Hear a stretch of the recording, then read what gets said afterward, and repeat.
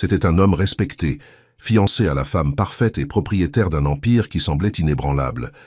Mais tout s'effondra au moment où il vit sa future épouse crier sur une fillette affamée dans le jardin. Et c'est en protégeant cet enfant inconnu qu'il découvrit enfin le véritable sens de l'amour et du but.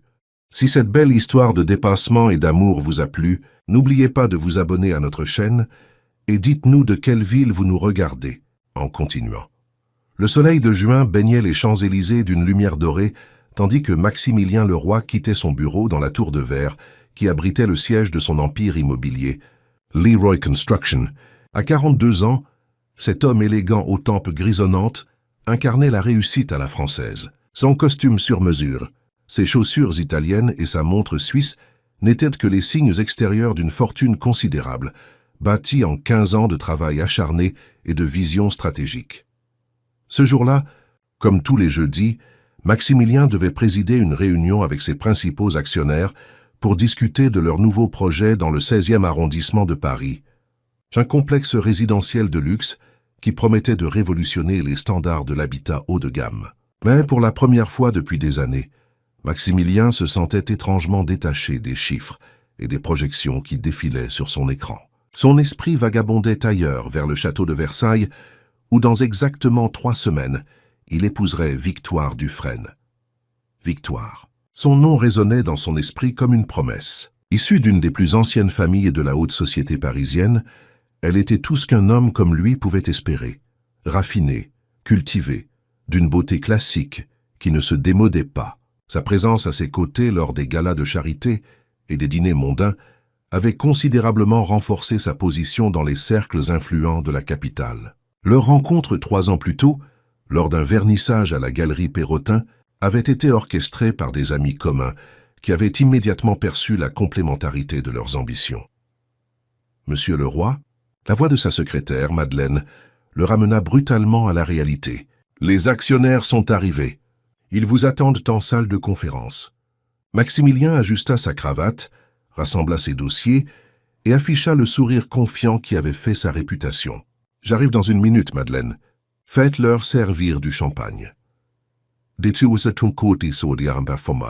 La réunion se déroula comme prévu. Maximilien était un orateur né, capable de transformer les projets les plus ambitieux en évidence mathématique. Ses actionnaires, conquis par sa vision et rassurés par ses projections financières, approuvèrent unanimement l'augmentation de capital nécessaire au lancement du chantier. Alors qu'il s'apprêtait à conclure, son téléphone vibra discrètement dans sa poche. Un message de Victoire. « N'oublie pas dîner chez mes parents ce soir. 20 heures, cravate bordeaux, important. » Maximilien retint un soupir. Les dîners chez les Dufresne étaient des rituels immuables où chaque détail, du placement des invités à la couleur des serviettes, obéissait à un protocole rigide établi depuis des générations. Émile Dufresne, le père de Victoire, était un ancien ministre reconverti dans le conseil stratégique auprès des grandes fortunes. Sa mère, Hélène, présidait 3 fondations culturelles et possédait un réseau d'influence qui s'étendait jusqu'aux plus hautes sphères de l'État. La réunion terminée, Maximilien regagna son bureau au dernier étage de la tour. De là, il dominait tout Paris, de la tour Eiffel au Sacré-Cœur. Cette vue lui rappelait chaque jour ce qu'il avait accompli, depuis qu'il avait quitté sa Normandie natale, avec pour seul bagage son diplôme d'ingénieur et une détermination sans faille. « Madeleine, annulez mes rendez-vous de demain matin, » lança-t-il à sa secrétaire en passant devant son bureau. « Je dois finaliser les détails du mariage avec Victoire. » Le mariage. 350 invités. Une réception au Grand Trianon. Une liste de cadeaux chez les plus grands joailliers et antiquaires de Paris. 3 pages dans Paris Match et un contrat prénuptial long comme un roman de Proust. Tout cela avait été planifié, négocié, budgétisé avec la précision d'une opération militaire. Parfois, Maximilien se demandait s'il préparait une fusion-acquisition plutôt qu'une union amoureuse. Mais c'était le prix à payer pour entrer dans le cercle fermé des Dufresne et de leurs semblables. Son chauffeur, Laurent, l'attendait au pied de la tour avec sa Bentley noire. « À la maison, s'il vous plaît, Laurent. J'ai besoin de me changer avant le dîner chez les Dufresne. » Le trajet jusqu'à sa propriété de Neuilly-sur-Seine se fit dans un silence confortable. Maximilien appréciait ces moments de calme avant la tempête sociale qui l'attendait. Laurent, qui le servait depuis 10 ans, savait quand son patron avait besoin de silence pour se recentrer. La villa de Maximilien, une élégante bâtisse art déco entourée d'un jardin luxuriant, était son havre de paix. Il l'avait achetée 5 ans plus tôt et l'avait entièrement restaurée selon ses goûts. Des lignes épurées, des matériaux nobles, des œuvres d'art contemporain soigneusement sélectionnées. Victoire, qui avait emménagé avec lui l'année précédente, avait ajouté sa touche personnelle. Des antiquités familiales, des soieries précieuses, des objets d'art chinois hérités de sa grand-mère. « Monsieur est rentré tôt aujourd'hui », constata Gisèle, la gouvernante, en lui ouvrant la porte. Mademoiselle Victoire a appelé pour rappeler le dîner chez ses parents. Elle a dit qu'elle vous retrouverait directement là-bas. Elle est partie faire du shopping avec Madame de Montesquieu. Maximilien hocha la tête. Typique de Victoire de préférer une séance de shopping avec sa meilleure amie plutôt que de l'accompagner. Il monta dans sa chambre, se doucha longuement, puis choisit un costume bleu nuit et la fameuse cravate bordeaux qu'exigeait le dress code des Dufresne. En descendant l'escalier, son téléphone sonna. C'était Philippe Marceau, son associé et plus ancien ami. « Max, j'ai une mauvaise nouvelle. La réunion avec les investisseurs chinois demain est annulée. Leur avion a été retardé à Shanghai. » Maximilien fronça les sourcils. Cette réunion était cruciale pour leur expansion en Asie. Quand pourrons-nous la reprogrammer? Pas avant la semaine prochaine, j'en ai peur. Leur négociateur en chef doit d'abord se rendre à Londres. Très bien, tiens-moi au courant. Il raccrocha, contrarié mais aussi étrangement soulagé. Cette annulation lui offrait une rare matinée de liberté, loin des contraintes professionnelles et des préparatifs du mariage. Laurent l'attendait déjà pour le conduire chez les Dufresne. La soirée promettait d'être longue et protocolaire, comme toujours. Émile ferait un discours interminable sur l'importance des traditions familiales. Hélène surveillerait les manières de chacun avec l'œil acéré d'un faucon, et Victoire brillerait au centre de l'attention, parfaite dans son rôle de future épouse accomplie. En chemin, Maximilien se surprit à contempler les passants ordinaires dans les rues de Paris. Des couples qui riaient sur les terrasses des cafés, des familles qui se promenaient dans les parcs, des amoureux qui s'embrassaient sans se soucier du regard des autres. Il y avait une liberté dans leur simplicité qui lui semblait soudain enviable. Quand avait-il ri spontanément pour la dernière fois? Quand avait-il fait quelque chose d'imprévisible, de non calculé? Le dîner chez les Dufresne se déroula exactement comme il l'avait prévu. Dans l'hôtel particulier du Faubourg Saint-Germain, 12 convives triés sur le volet écoutaient Émile disserter sur la décadence des valeurs traditionnelles. Victoire, sublime dans une robe Dior, jouait parfaitement son rôle, plaçant des remarques intelligentes au moment opportun, touchant occasionnellement la main de Maximilien dans un geste d'affection mesuré. « Notre Victoire a toujours eu un sens inné des convenances », déclara Hélène Dufresne en couvant sa fille d'un regard approbateur. Même enfant, elle savait instinctivement comment se comporter en toutes circonstances. Maximilien observa sa fiancée qui souriait modestement à ce compliment. C'était vrai, Victoire était la perfection incarnée, du moins selon les standards de ce monde. Pourtant, alors qu'il la regardait interagir avec les invités, il ressentit un étrange sentiment de détachement, comme s'il observait une actrice particulièrement douée dans un rôle bien répété. Le retour à Neuilly, tard dans la nuit, se fit dans le silence. Victoire avait décidé de rester chez ses parents pour discuter des derniers détails du mariage avec sa mère. Maximilien en fut secrètement soulagé. Il avait besoin de solitude pour démêler les pensées confuses qui l'assaillaient depuis quelques semaines. Rentré chez lui, il se servit un verre de cognac et sortit dans le jardin. La nuit était douce, parfumée par les roses que Gisèle entretenait avec passion. Au loin, il pouvait voir les lumières de Paris scintiller comme des étoiles terrestres. Il était au sommet de sa réussite, à quelques semaines d'un mariage qui consoliderait définitivement sa position sociale, et pourtant, un vide inexplicable se creusait en lui.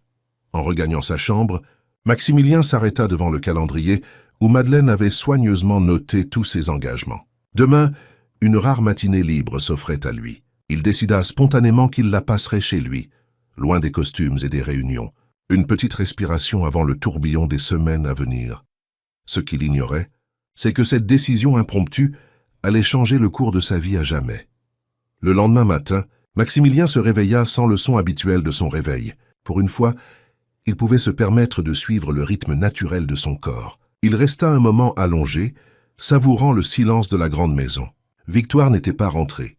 Elle avait envoyé un message tard dans la nuit pour dire qu'elle dormait chez ses parents et, passerait la journée avec sa mère chez les différents prestataires du mariage. Il descendit à la cuisine vers 10 heures, surprenant Gisèle qui n'avait pas l'habitude de le voir à cette heure. « Monsieur désire un petit déjeuner ?» demanda-t-elle, déjà prête à lui préparer ses œufs brouillés habituels. « Juste un café, merci Gisèle. Je vais le prendre dans le jardin. » Le jardin était particulièrement beau ce matin-là. Les jardiniers avaient travaillé la veille, et tout était impeccable. Pelouse tondue au millimètre près, rosiers taillés, allées ratissées. Maximilien s'installa sur la terrasse, savourant la chaleur du soleil sur son visage. Il avait emporté avec lui quelques magazines d'architecture qu'il n'avait jamais le temps de feuilleter, et se plongea dans la lecture, interrompu seulement par le chant des oiseaux et le bruissement léger des feuilles dans la brise. Vers midi, son téléphone vibra. Un message de Victoire. Journée épuisante. Maman insiste pour changer les arrangements floraux. Je dors encore chez eux ce soir. Bisous. Maximilien répondit par un bref « D'accord ». À demain, puis éteignit son téléphone. Cette journée lui appartenait, et il comptait bien en profiter pleinement. Il demanda à Gisèle de lui préparer un sandwich et de le laisser sur la table de la cuisine, puis lui donna congé pour l'après-midi, ainsi qu'à Laurent. Pour une fois, il voulait être seul, sans personnel, sans obligation. Après un déjeuner léger, il décida de faire une sieste, luxe qu'il ne s'accordait jamais d'habitude. Il s'allongea sur la méridienne de son bureau, un livre à la main, mais s'endormit presque immédiatement, bercé par le calme inhabituel de la maison. Il fut réveillé en sursaut par un bruit étrange venant du fond du jardin. Une sorte de cri étouffé, suivi d'éclats de voix. Intrigué et légèrement inquiet, les cambriolages n'étaient pas rares dans ce quartier huppé, il se leva et s'approcha de la fenêtre. Ce qu'il vit le figea sur place. Dans le fond du jardin, près du grand chêne qui marquait la limite de sa propriété, Victoire, qui était censée être avec sa mère, se tenait debout, le visage déformé par la colère, pointant un doigt accusateur vers une petite silhouette, recroquevillée contre le tronc de l'arbre. Une enfant, une petite fille, qui ne devait pas avoir plus de 6 ou 7 ans, serrait contre elle ce qui semblait être un morceau de pain. Maximilien entr'ouvrit la fenêtre pour mieux entendre, et les paroles de Victoire lui parvinrent, claires et glaciales. « Espèce de petite voleuse. Comment oses-tu t'introduire chez moi? Tu sais ce qu'on fait aux rats comme toi? On appelle la police !» L'enfant tremblait visiblement, ses grands yeux bruns écarquillés par la terreur. Elle était maigre, terriblement maigre, vêtue d'une robe élimée et de chaussures usées bien trop grandes pour elle. Ses cheveux châtains, emmêlés et ternes, encadraient un visage sale mais d'une beauté saisissante malgré la peur qui le déformait. « Je voulais juste manger, madame !» balbutia-t-elle d'une voix à peine audible.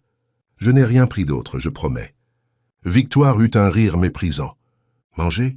Dans mon jardin? Tu te crois où, petite mendiante? Il y a des organisations pour les gens comme toi. Déguerpis avant que je n'appelle les gendarmes !» L'enfant tenta de se relever, mais ses jambes tremblantes la trahirent, et elle retomba lourdement sur le sol. Elle lâcha son morceau de pain qui roula dans l'herbe. Ce fut ce détail, ce simple morceau de pain à demi mangé, qui frappa Maximilien comme une gifle. Cet enfant avait tellement faim qu'elle avait risqué de s'introduire dans une propriété privée juste pour manger. Il vit alors Victoire sortir son téléphone, probablement pour mettre sa menace à exécution et appeler la police. Sans réfléchir, mu par un instinct qu'il ne se connaissait pas, Maximilien dévala l'escalier et sortit dans le jardin. « Victoire !» appela-t-il d'une voix forte. Sa fiancée se retourna, surprise. Son expression passa rapidement de la colère à l'étonnement, puis à une tentative de sourire. « Max, tu étais là? Je croyais que tu avais une réunion importante aujourd'hui. » « Elle a été annulée, » répondit-il froidement, s'approchant d'elle. « Qu'est-ce qui se passe ici ?» Victoire lissa sa jupe d'un geste nerveux. « Cette petite voleuse s'est introduite dans notre jardin. Je l'ai surprise en train de voler de la nourriture dans la cuisine. Gisèle avait laissé la porte-fenêtre ouverte. » Maximilien regarda l'enfant, toujours recroquevillé contre l'arbre. Puis il ramassa le morceau de pain tombé dans l'herbe. Du pain sec, à peine entamé. « De la nourriture? Tu veux dire ce bout de pain rassis ?» Victoire haussa les épaules avec irritation. « Ce n'est pas le problème, Max. Elle est entrée par effraction. C'est une voleuse. J'allais appeler la police, comme il se doit. » Maximilien sentit une colère froide monter en lui. « Comme il se doit ?» répéta-t-il lentement. « Tu allais appeler la police pour une enfant affamée qui a pris un morceau de pain ? » « Ne sois pas naïf, » siffla Victoire. baissant la voix pour que l'enfant ne l'entende pas. Ces gens-là sont tous organisés. Elle repère les lieux pour une bande de voleurs. C'est un classique. Maximilien la dévisagea incrédule. Cette femme qu'il s'apprêtait à épouser, cette femme qu'il croyait connaître, lui apparaissait soudain comme une étrangère, froide, calculatrice, dénuée de la moindre compassion. Sans un mot de plus pour Victoire, il s'approcha de l'enfant et s'accroupit devant elle, veillant à garder une distance respectueuse pour ne pas l'effrayer davantage. « Bonjour », dit-il doucement. « Comment t'appelles-tu » L'enfant le regarda avec méfiance, ses yeux allant de lui à Victoire, comme si elle évaluait lequel des deux adultes représentait la plus grande menace. « Céline », murmura-t-elle finalement. « Bonjour Céline. Je m'appelle Maximilien. Tu as faim, n'est-ce pas ?» Elle hocha timidement la tête. « Eh bien, Céline, ce jardin est aussi le mien et je t'invite à manger ici. Ce n'est pas du vol si je te l'offre, pas vrai ?»« Max !» s'exclama Victoire, scandalisée. « Tu ne peux pas encourager ce comportement. Cette fille doit apprendre qu'on ne peut pas entrer chez les gens comme ça. » Maximilien se releva lentement, gardant les yeux fixés sur Céline pour la rassurer. « Victoire, je croyais que tu passais la journée avec ta mère. » Le visage de sa fiancée se crispa légèrement. « J'ai terminé plus tôt que prévu. Je suis passé prendre quelques affaires avant de retourner chez mes parents. Et tu as trouvé le temps d'effrayer une enfant affamée. Je protégeais notre propriété, » se défendit-elle, redressant fièrement le menton. « Quelque chose que tu sembles incapable de faire. » Maximilien sentit quelque chose se briser en lui.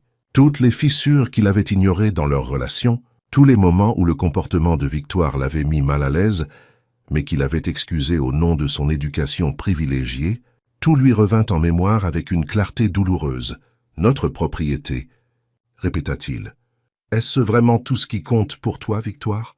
Une enfant souffre devant toi, et tout ce que tu vois, c'est une menace pour tes biens ?» Victoire plissa les yeux. « Ne fais pas l'innocent, Max. Tu n'as pas bâti ton empire en étant naïvement charitable. Le monde est dur, et cette petite doit l'apprendre tôt. » Maximilien secoua la tête, dégoûté. « Va-t'en, Victoire. Retourne chez tes parents. Nous parlerons plus tard. »« Parler de quoi ?» demanda-t-elle soudain méfiante. « De nous, de ce mariage, de tout. » Un éclair de compréhension passa dans les yeux de Victoire. « Tu ne vas quand même pas remettre en question notre mariage à cause d'une petite mendiante ? Max, sois raisonnable. Va-t'en !»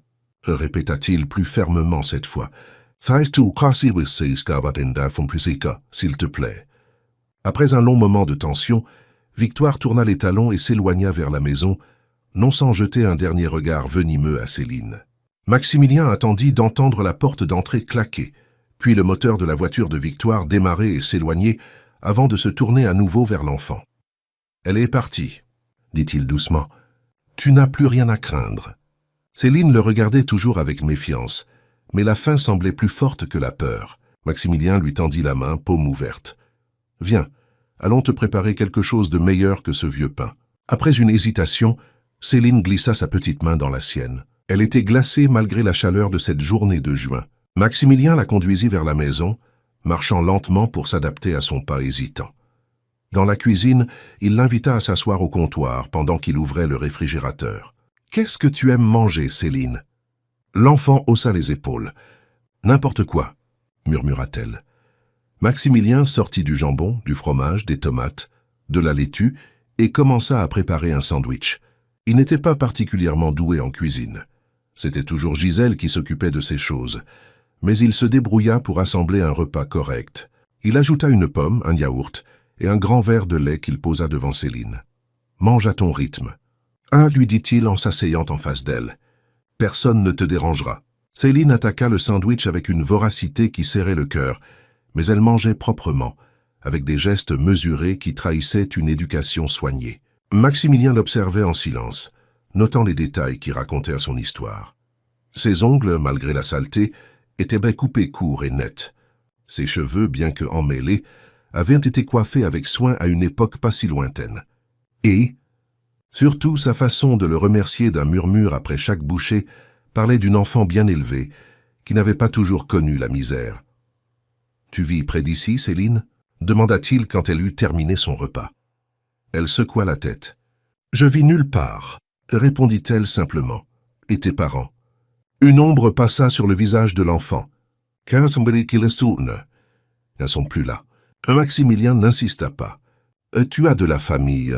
Quelqu'un qui s'occupe de toi. » Nouveau hochement de tête négatif. « Depuis combien de temps vis-tu » « Comme ça ?» Céline réfléchit un moment. « Depuis les feuilles qui tombent. L'automne dernier. Presque 9 mois. »« Tu vas appeler la police ?»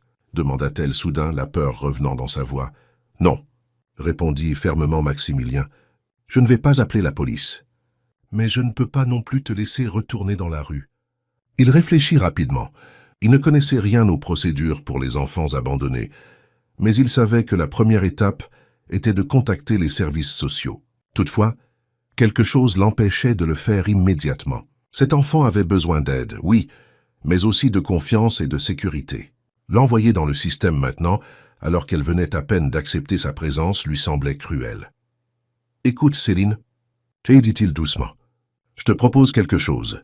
Tu peux rester ici ce soir, prendre un bain, dormir dans un vrai lit, et demain nous réfléchirons ensemble à ce qu'il faut faire.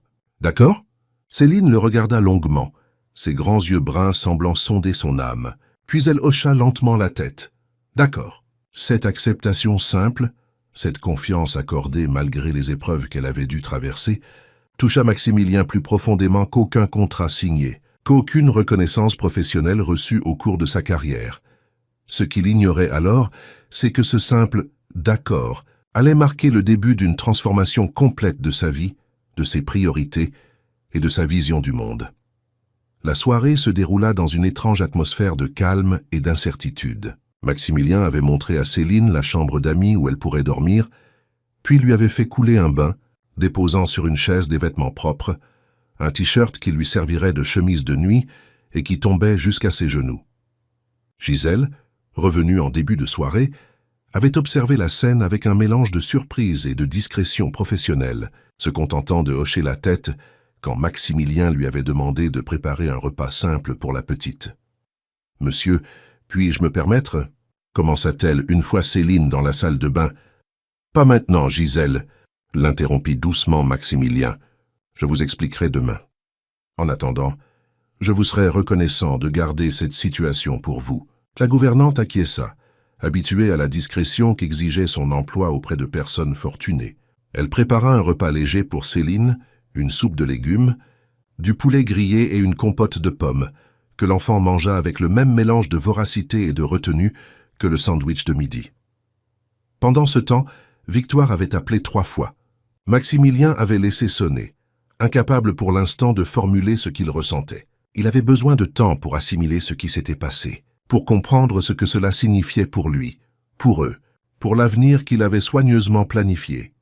Céline s'était endormie presque instantanément après le repas, épuisée par les émotions et sans doute par des mois d'alerte constante et de sommeil précaire. Maximilien était resté un moment à la porte de la chambre, observant sa petite silhouette perdue dans le grand lit, sa respiration régulière, son visage enfin détendu. Comment une enfant de cet âge pouvait-elle se retrouver seule dans les rues de Paris? Que lui était-il arrivé? Et surtout, que ferait-il d'elle demain? Ces questions tournaient dans son esprit, tandis qu'il descendait dans son bureau. Il se versa un verre de cognac et s'installa devant son ordinateur. Sans bien savoir pourquoi, il commença à chercher des informations sur les enfants sans abri à Paris, sur les procédures d'aide sociale à l'enfance, sur les démarches pour signaler un enfant en danger. Les résultats de ses recherches le laissèrent perplexe et inquiet. Le système était complexe, bureaucratique, avec des délais d'attente interminables. Les foyers étaient souvent surpeuplés, les familles d'accueil rares. Comment s'assurer que Céline ne tomberait pas entre les mailles de ce filet déjà trop distendu? Son téléphone vibra à nouveau. « Victoire, encore. » Cette fois, il décrocha. « Enfin !» s'exclama-t-elle, sa voix trahissant son irritation. « J'essaie de te joindre depuis des heures. Qu'est-ce qui se passe, Max ?» Maximilien prit une profonde inspiration. « Je crois que nous devons parler, Victoire, à propos de cette petite voleuse. Max, je t'en prie, ne me dis pas que tu as laissé cette fille rester chez nous. Que son nom est Céline. » répondit-il calmement. « Eh oui, elle est ici. Elle dort dans la chambre d'amis. » Un silence incrédule suivit cette déclaration. « Puis, tu as perdu l'esprit, tu as laissé une inconnue, une voleuse dormir dans notre maison, près de nos objets de valeur. » Maximilien serra les dents. Elle a 6 ou 7 ans, Victoire, et elle mourait de faim. Peu importe, ce n'est pas notre problème. Il y a des services sociaux pour ça. Appelle-les demain à la première heure et débarrasse-toi d'elle. La froideur dans la voix de sa fiancée le frappa comme jamais auparavant. Comment avait-il pu être si aveugle? Comment avait-il pu ne pas voir cette dureté, cette absence totale d'empathie chez la femme qu'il s'apprêtait à épouser? Ce n'est pas uniquement à propos de Céline, dit-il lentement. C'est à propos de nous. De qui tu es, de qui je suis. Qu'est-ce que tu veux dire? Aujourd'hui, j'ai vu quelque chose en toi que je ne peux pas ignorer, Victoire. Ta façon de traiter cet enfant... Si, Oma, je t'en prie, l'interrompit-elle. Ne me fais pas passer pour un monstre parce que j'ai défendu notre propriété. Cette fille n'avait rien à faire chez nous. Point final. S'exclama Maximilien, perdant pour la première fois son calme. Elle cherchait juste à manger. Et tu l'as traitée comme une criminelle. Et alors, ce n'est pas mon problème si ses parents ne s'occupent pas d'elle correctement. Ses parents sont morts, Victoire. Un nouveau silence, plus court cette fois. Eh bien, c'est triste, mais ça ne change rien. Il y a des structures pour ça. Maximilien ferma les yeux, soudain très fatigué. Je crois que nous ne voyons pas le monde de la même façon, Victoire. Je pense que nous devrions reconsidérer notre mariage. Pardon? La voix de Victoire monta d'une octave. Tu veux annuler notre mariage à cause d'une gamine des rues? Max, sois raisonnable. Ce n'est pas à cause d'elle. C'est à cause de ce que ta réaction m'a révélé. Sur toi, sur moi, sur ce que je veux vraiment dans ma vie. Et qu'est-ce que tu veux exactement? Devenir travailleur social? Ouvrir un orphelinat? Son rire était acide. Tu es Maximilien Leroy, l'un des plus grands promoteurs immobiliers de France. Tu construis des résidences de luxe, pas des refuges pour SDF. Ces mots le frappèrent avec une violence inattendue, non parce qu'ils étaient cruels, mais parce qu'ils étaient vrais. Qu'avait-il fait concrètement pour aider ceux qui souffraient? À quoi servait sa fortune, sinon à accumuler plus de richesse et de prestige social? Je ne sais pas encore ce que je veux, répondit-il finalement, mais je sais ce que je ne veux pas. Je ne veux pas d'une vie sans compassion, sans humanité. C'est ridicule, siffla Victoire. Tu te comportes comme un adolescent qui découvre l'injustice du monde. Grandis un peu, Max. On ne peut pas sauver tout le monde. Je ne parle pas de sauver tout le monde. Je parle de ne pas fermer les yeux quand on peut aider quelqu'un. Un long silence suivit cette déclaration. Puis, d'une voix soudain froide et calculatrice, « Très bien, prends le temps de réfléchir. Mais n'oublie pas que mon père a investi massivement dans ton dernier projet, que ma famille t'a ouvert des portes que tu n'aurais jamais pu franchir seul. Pense aux conséquences, Max. » La menace était à peine voilée. Émile Dufresne avait effectivement des participations dans plusieurs de ses projets, et son influence était considérable. Mais étrangement, cette tentative d'intimidation ne fit que renforcer sa résolution. « Je suis prêt à en assumer les conséquences, Victoire. Nous verrons, » conclut-elle avant de raccrocher brutalement. Maximilien reposa le téléphone et se prit la tête entre les mains. Venait-il vraiment de risquer sa carrière, sa réputation, tout ce qu'il avait construit pendant des années? Pour une enfant qu'il ne connaissait pas, était-il en train de perdre la raison? Pourtant, malgré le chaos dans son esprit, une chose lui apparaissait avec une clarté cristalline. Il ne regrettait pas sa décision. Pour la première fois depuis longtemps, il avait agi selon ses convictions profondes et non selon ce qui était attendu de lui. Le lendemain matin, alors que l'aube commençait à peine à éclaircir le ciel, Maximilien fut réveillé par un bruit léger. Céline se tenait à la porte de sa chambre, ses grands yeux bruns l'observant avec une expression indéchiffrable. « Bonjour, » dit-il doucement, se redressant dans son lit. « Tu as bien dormi ?» Elle hocha timidement la tête. « Je dois partir maintenant. » La question, posée avec une résignation qui brisait le cœur, confirma à Maximilien qu'il avait pris la bonne décision la veille. « Non, Céline, tu peux rester aussi longtemps que nécessaire. » Une lueur de surprise passa dans les yeux de l'enfant, rapidement remplacée par la méfiance. Pourquoi? Parce que personne ne devrait être seul, surtout pas une enfant. Céline sembla réfléchir à cette réponse. La dame en colère ne veut pas que je reste. La dame en colère ne vit pas ici, répondit Maximilien, réalisant avec surprise que c'était la stricte vérité. Victoire avait beau avoir emménagé officiellement, elle passait la plupart de son temps chez ses parents, ou en voyage. Cette maison n'avait jamais vraiment été la sienne. Elle ne reviendra pas. Un silence confortable s'installa entre eux, comme si un accord tacite venait d'être scellé. Puis Maximilien se leva et enfila sa robe de chambre. « Que dirais-tu d'un petit déjeuner? Ensuite, nous pourrions aller t'acheter des vêtements qui t'iront mieux que ce vieux t-shirt. » Le visage de Céline s'illumina brièvement, avant qu'une ombre ne revienne voiler ses yeux. « Je n'ai pas d'argent. »« c'est moi qui t'invite, » sourit Maximilien. « Considère cela comme un cadeau de bienvenue. » Après un petit déjeuner copieux préparé par Gisèle, qui semblait avoir adopté, Céline, dès qu'elle l'avait vu descendre dans son immense t-shirt, Maximilien appela son assistante pour annuler tous ses rendez-vous de la journée. Puis il contacta un ami avocat, spécialisé en droit de la famille. « Antoine, c'est Max. J'ai besoin de conseils sur une situation délicate. » Il lui expliqua brièvement les circonstances, omettant les détails concernant Victoire. « Tu dis que l'enfant est sans domicile depuis plusieurs mois ?» demanda Antoine soucieux. « Et qu'elle n'a aucune famille connue ?»« Ah, c'est ce qu'elle m'a dit. Je n'ai pas encore tous les détails. Max, tu dois contacter les services sociaux. C'est la procédure légale. C'est tout, je sais. Mais j'aimerais d'abord en savoir plus sur sa situation, comprendre ce qui lui est arrivé. Elle a peur, Antoine.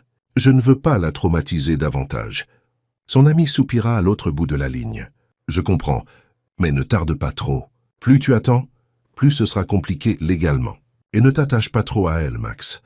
Le système est ce qu'il est, mais il est conçu pour protéger les enfants. » Après avoir raccroché, Maximilien resta un moment pensif. Antoine avait raison, bien sûr. Il devrait signaler Céline aux autorités compétentes. Mais quelque chose au fond de lui résistait à cette idée. Il voulait d'abord gagner sa confiance, comprendre son histoire. La journée se passa comme dans un rêve. Maximilien emmena Céline dans les magasins du centre de Paris, lui achetant tout ce dont elle avait besoin. Vêtements, chaussures, quelques jouets. L'enfant restait discrète, n'osant jamais demander quoi que ce soit, mais ses yeux s'éclairèrent devant certains objets. Un livre illustré, une petite peluche en forme de lapin, une robe bleue simple mais jolie. Au déjeuner, dans un petit restaurant près du Luxembourg, elle lui parla pour la première fois de sa vie d'avant. « Nous habitions près d'une grande église. » murmura-t-elle en dessinant des cercles avec sa fourchette dans sa purée. Maman jouait du piano. Papa écrivait des histoires. « Des histoires. Ton papa était écrivain ?» Elle hocha la tête. Il me lisait ses histoires avant de dormir. Des histoires avec des dragons et des princesses qui se sauvaient toutes seules. « Et que s'est-il passé ?» demanda doucement Maximilien. Les yeux de Céline s'assombrirent. « Le feu, dit-elle simplement. J'étais chez Madame Moreau, la voisine qui me gardait quand maman jouait le soir. Le feu est venu dans notre immeuble. » Un incendie. Maximilien sentit son cœur se serrer. Et après? Madame Moreau a dit que je devais aller dans un endroit avec d'autres enfants. Mais les autres enfants étaient méchants. Ils me prenaient mes affaires. Alors je suis parti. Tu t'es enfui d'un foyer. Elle acquiesça la tête basse comme si elle craignait d'être grondée. Et depuis, tu vis dans la rue? Pas toujours. Parfois des gens me laissent dormir chez eux, mais jamais longtemps. Maximilien repensa aux recherches qu'il avait faites la veille. Les foyers pour enfants surpeuplés, le manque de personnel, les abus fréquents. Il avait toujours su que ces problèmes existaient, bien sûr, mais ils étaient restés abstraits, distants. Maintenant, ils avaient un visage, une voix, un nom. Céline. « Comment t'appelles-tu, en fait ?» demanda-t-il soudain. « Ton nom de famille, je veux dire. »« Céline Laurent, » répondit-elle avec une certaine fierté, comme si ce nom était la dernière chose qu'il lui restait de sa vie d'avant. Laurent. Un nom commun, qui serait difficile à retrouver dans les archives. Mais avec l'information sur l'incendie et l'église près de chez eux, il pourrait peut-être retracer son histoire. En rentrant chez lui ce soir-là, Céline endormit sur la banquette arrière de la voiture. Épuisé par cette journée de découverte et d'émotion, Maximilien sut qu'il ne pourrait plus revenir en arrière. Sa vie avait basculé irrémédiablement, et pour la première fois depuis longtemps, il se sentait vivant, vraiment vivant. Le retour à la réalité fut brutal. Dès le lendemain matin, alors que Céline découvrait avec émerveillement les croissants tout chauds que Gisèle avait rapportés de la boulangerie, Maximilien reçut un appel de Philippe. Son associé. « Max, il faut qu'on parle. » Émile Dufresne a retiré sa participation dans le projet Saint-Germain. Maximilien ferma les yeux un instant. Cela avait commencé. La vengeance de Victoire. Combien? Oh, des millions. Soit un quart de notre financement total. Je vois. Il a donné une raison? Juste que les circonstances avaient changé. Répondit Philippe, clairement perplexe. Max, qu'est-ce qui se passe? Victoire a appelé Isabelle hier soir. Elle était dans tous ses états, parlant de rupture et de trahison. Isabelle était la femme de Philippe et une amie proche de Victoire depuis leurs années d'université. C'est compliqué, Phil. Maximilien jeta un coup d'œil à Céline, qui mangeait son petit déjeuner, obéissant sagement aux consignes de Gisèle de bien s'essuyer la bouche après chaque bouchée. Je t'expliquerai plus tard. Pour l'instant, voici la Banque de l'Ouest peut augmenter sa participation. C'est déjà fait. Ils sont prêts à couvrir la moitié du retrait de Dufresne, mais pas plus. Il nous manque encore 5 millions. Je mettrai la différence personnellement si nécessaire. Préviens l'équipe que le projet continue comme prévu. Tu es sûr? C'est beaucoup d'argent, même pour toi. Je suis sûr. On se voit au bureau dans 1 heure. Après avoir raccroché, Maximilien resta un moment immobile, les mains crispées sur le rebord de l'évier de la cuisine. Il s'attendait à des répercussions, mais pas si vite ni si directes. Émile Dufresne n'avait pas perdu de temps. « Ça ne va pas ?» La petite voix de Céline le tira de ses pensées. Elle l'observait inquiète, un peu de confiture au coin des lèvres. Il lui sourit, s'efforçant de paraître détendu. « Tout va bien. Juste un problème de travail. »« C'est à cause de moi ?» demanda-t-elle avec une perspicacité qui le surprit. Maximilien s'approcha et s'assit à côté d'elle. « Non, pas à cause de toi. À cause de choix que j'ai faits. Des choix que je ne regrette pas. » L'enfant sembla méditer cette réponse. « Je peux partir si je cause des problèmes. »« Et tu ne causes aucun problème, Céline. Ta place est ici maintenant. » Cette déclaration prononcée spontanément le frappa par sa sincérité. Il le pensait vraiment. En à peine 2 jours, cette petite fille était devenue importante pour lui, d'une façon qu'il ne comprenait pas entièrement mais qui semblait juste, naturelle. Mais il y avait la réalité. Il devait aller travailler. Il ne pouvait pas laisser Céline seule, et l'emmener au bureau n'était pas une option. Heureusement, Gisèle proposa immédiatement de s'occuper d'elle pour la journée. « Nous pourrions faire des cookies », suggéra la gouvernante avec un sourire chaleureux pour l'enfant, « et peut-être regarder un film si tu veux. » Le visage de Céline s'illumina à cette proposition, et Maximilien se sentit rassuré. Il laissa à Gisèle son numéro personnel et celui de son assistante, lui demandant de l'appeler au moindre problème, puis partit pour son bureau, l'esprit partagé entre ses responsabilités professionnelles et cette nouvelle présence dans sa vie. La journée fut un tourbillon de réunions de crise, d'appels aux investisseurs et de négociations tendues. Comme Maximilien l'avait craint, le retrait d'Émile Dufresne n'était que la première vague d'une offensive plus large. 3 autres investisseurs, tous liés d'une façon ou d'une autre à la famille Dufresne, avaient également exprimé des inquiétudes concernant le projet Saint-Germain. Ils ne donnent aucune raison concrète, expliqua Philippe lors d'une réunion d'urgence en fin de journée. Juste des prétextes vagues sur l'instabilité du marché ou des réévaluations stratégiques. Maximilien savait exactement ce qui se passait. Victoire et son père utilisaient leur influence pour le punir. C'était prévisible, mesquin et parfaitement légal, et cela pourrait potentiellement ruiner des années de travail.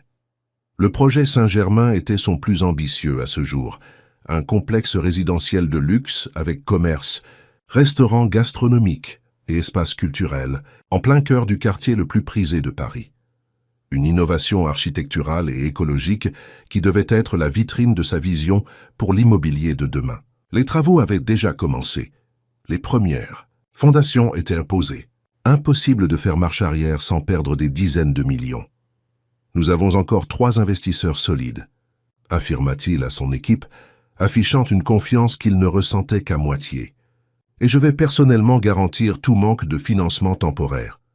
Ce projet va se faire, quoi qu'il arrive. En quittant le bureau ce soir-là, il reçut un message de Victoire. « Ce n'est que le début, Max. Réfléchis bien à tes priorités. » Il effaça le message sans répondre et appela Gisèle pour prendre des nouvelles de Céline. À sa grande surprise, la gouvernante lui passa l'enfant au téléphone. « Nous avons fait des cookies », annonça Céline avec une excitation contenue dans la voix. « Avec des pépites de chocolat. Et j'ai regardé un film avec un lion qui parle. » Ça a l'air formidable, sourit Maximilien, touché par son enthousiasme. J'arrive bientôt. Garde-moi un cookie. 2, promit-elle, avant de rendre le téléphone à Gisèle. Ce simple échange lui remonta le moral plus que toutes les stratégies financières qu'il avait élaborées durant la journée. La voix de cette petite fille, son excitation à l'idée de lui faire goûter des cookies, lui rappelaient pourquoi il avait pris cette décision qui bouleversait sa vie. En rentrant chez lui, il fut accueilli par une odeur de pâtisserie et le spectacle inattendu de Céline installée à la grande table du salon, entourée de feuilles de papier et de crayons de couleur. Elle dessinait avec concentration, la langue légèrement sortie entre ses lèvres. « Qu'est-ce que tu dessines ?» demanda-t-il en posant sa serviette sur une chaise. Céline leva les yeux, hésita un instant, puis lui tendit fièrement son dessin. Il représentait une maison, manifestement la villa de Neuilly, avec 3 personnages devant. Un grand avec un costume, lui, supposa-t-il. Une femme avec un tablier, Gisèle, et une petite fille entre eux deux, souriante. C'est magnifique, dit-il sincèrement, touché par la façon dont elle s'était déjà incluse dans ce foyer. Tu as beaucoup de talent. Elle rougit de plaisir à ce compliment. Maman disait que je dessinerais des livres un jour, comme papa écrivait des histoires. Je suis sûr qu'elle avait raison, répondit-il, notant mentalement cette nouvelle information sur sa famille. Tu te souviens du nom de ton papa? Son nom d'écrivain? Céline réfléchit intensément. Martin Laurent. Ce nom ne disait rien à Maximilien, mais il le nota sur son téléphone. Avec ce détail supplémentaire, plus l'information sur l'incendie et l'église, il pourrait peut-être retrouver des traces de la famille de Céline. Le dîner fut joyeux, Céline racontant avec animation sa journée avec Gisèle, comment elles avaient fait les cookies ensemble, comment la gouvernante lui avait montré comment mesurer les ingrédients et mélanger la pâte. Pour la première fois depuis qu'il l'avait rencontrée, l'enfant semblait véritablement détendu, son visage expressif, s'animant d'un sourire qui transformait complètement ses traits. Après l'avoir mise au lit, Maximilien s'installa dans son bureau et commença ses recherches. Martin Laurent, écrivain, Paris incendie, donna plusieurs résultats, dont un article du Parisien daté de septembre dernier, incendie mortel à Saint-Germain-des-Prés. Un écrivain et sa femme périssent, leur fille disparaît. L'article racontait comment un incendie s'était déclaré dans un immeuble de la rue Jacob, causant 2 décès. Martin Laurent, 38 ans, auteur de romans fantastiques pour la jeunesse, et son épouse, Clara Laurent, 36 ans, pianiste. Leur fille unique, Céline, 6 ans, n'était pas dans l'appartement au moment du drame, mais avait mystérieusement disparu après l'événement. L'article mentionnait qu'elle avait été brièvement placée dans un foyer d'accueil d'urgence, mais s'en était enfuie quelques jours plus tard. Les services sociaux la recherchèrent depuis. Maximilien sentit son cœur se serrer en lisant ces informations. La petite fille qui dormait paisiblement à l'étage avait vécu un traumatisme terrible, puis avait été abandonnée par le système censé la protéger. Comment avait-elle survécu seule pendant presque 9 mois dans les rues de Paris? D'autres recherches lui apprirent que Martin Laurent avait publié 5 livres aux éditions Gallimard Jeunesse, des récits fantastiques mettant en scène des héroïnes courageuses et déterminées. Clara Laurent était une pianiste de talent, qui donnait des récitals à l'église Saint-Germain-des-Prés et enseignait au conservatoire du 6e arrondissement. Une famille cultivée, aimante, stable, brisée en une nuit par un incendie accidentel causé, selon l'enquête, par un court-circuit électrique dans l'immeuble ancien. Maximilien réalisa qu'il devait contacter les autorités. Maintenant qu'il connaissait l'histoire de Céline, il ne pouvait plus prétendre ignorer la situation. Mais la perspective de la remettre dans le système qu'il avait déjà laissé tomber lui était insupportable. Il appela à nouveau son ami Antoine. « J'ai retrouvé sa famille », expliqua-t-il. Ses parents sont effectivement décédés dans un incendie l'automne dernier. Elle s'est enfuie d'un foyer d'urgence peu après. Les services sociaux la recherchent. « Alors tu dois la signaler, Max », répondit Antoine catégorique. « Tu n'as pas le choix. C'est la loi. Et ensuite, que va-t-il lui arriver? Elle sera probablement replacée dans un foyer en attendant qu'on lui trouve une famille d'accueil, ou jusqu'à ce qu'on localise d'éventuels parents éloignés qui pourraient la prendre en charge. » Maximilien resta silencieux un moment. Et si je voulais la garder, moi? La question formulée presque malgré lui le surprit autant qu'elle surprit son ami. La garder, tu veux dire L'adopter? Antoine semblait abasourdi. Max, c'est une décision énorme. Tu ne connais cet enfant que depuis 2 jours. 15, je sais. Et pourtant, j'ai l'impression que c'est la chose la plus sensée que j'ai jamais envisagée. Même si c'était possible, et les procédures d'adoption sont longues et complexes, surtout pour un célibataire, tu dois d'abord la signaler aux autorités. C'est non négociable. Maximilien savait qu'Antoine avait raison. Il ne pouvait pas garder Céline cachée comme si elle était un objet trouvé. Elle était une personne, une enfant qui avait des droits et un statut légal à régulariser. D'accord, te céda-t-il finalement. Je la signalerai demain, mais je veux être impliqué dans son avenir. Je ne veux pas qu'elle disparaisse dans le système.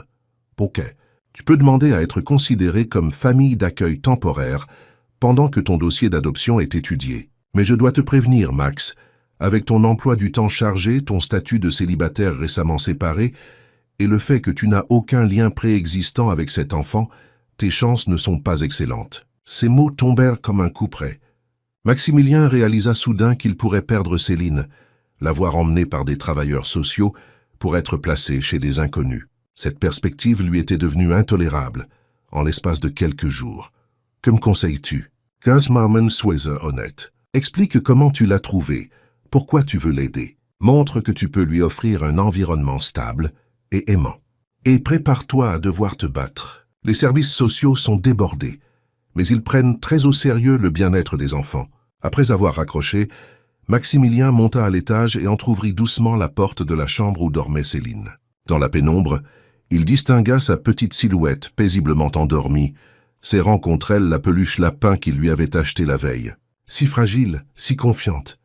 Je ne te laisserai pas tomber, » murmura-t-il. « Je te le promets. » Le lendemain matin, avant même que Céline ne se réveille, Maximilien reçut un appel de son assistante. La voix de Madeleine trahissait une nervosité inhabituelle. « Monsieur le roi, je suis désolé de vous déranger si tôt, mais il y a un problème. » « Quel genre de problème? » Le magazine Capital a publié un article en ligne ce matin. Il parle de votre rupture avec mademoiselle Dufresne et insinue que vous traversez une crise personnelle qui pourrait affecter la stabilité de l'entreprise. Il mentionne des comportements erratiques et des décisions financières risquées. Maximilien sentit une colère froide monter en lui. La campagne de Victoire et de son père prenait une nouvelle dimension, passant du sabotage financier à l'attaque publique. « Envoyez-moi l'article, » dit-il calmement, « et contactez notre service juridique. » La journée qui s'annonçait promettait d'être encore plus difficile que la précédente. Et il n'avait pas encore appelé les services sociaux au sujet de Céline. 2 mondes entraient violemment en collision, celui de la haute finance parisienne, impitoyable et calculatrice, et celui d'une petite fille vulnérable qui avait besoin de stabilité et d'amour. Maximilien savait lequel des deux comptait vraiment pour lui désormais. Mais pourrait-il les réconcilier sans tout perdre au passage? Le bureau des services sociaux du 16e arrondissement était un bâtiment administratif sans charme, aux couloirs interminables et aux murs d'un vert pâle défraîchi. Maximilien, tenant fermement la main de Céline, attendait leur tour dans une salle d'attente encombrée où se côtoyaient familles en difficulté et travailleurs sociaux débordés. L'enfant vêtu d'une jolie robe bleue, celle qu'elle avait choisie elle-même lors de leur sortie shopping, restait silencieuse, mais sa main serrait celle de Maximilien avec une force surprenante, comme si elle craignait qu'on ne les sépare à tout moment. Céline Laurent appela finalement. Une femme d'une 50aine d'années, à l'allure stricte mais au regard bienveillant. « Et vous devez être monsieur le roi ?» Maximilien se leva, invitant Céline à faire de même. « C'est exact. Nous avions rendez-vous avec madame Perrin. Enfin, c'est moi-même. » Elle leur tendit la main puis se pencha vers Céline avec un sourire chaleureux. « Bonjour Céline, je suis très heureuse de te rencontrer. Nous t'avons beaucoup cherché, tu sais. » La petite fille ne répondit pas, se pressant davantage contre Maximilien. « Si vous voulez bien me suivre, » poursuivit madame Perrin, les conduisant vers un bureau exigu, mais soigneusement rangé. Des dessins d'enfants colorés décoraient donc les murs, tentative évidente de rendre l'espace moins intimidant.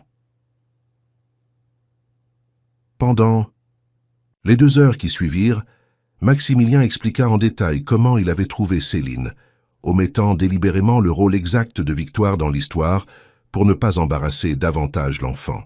Il présenta les recherches qu'il avait faites sur la famille Laurent et exprima son souhait de se porter candidat comme famille d'accueil pour Céline, en attendant que sa demande d'adoption puisse être étudiée.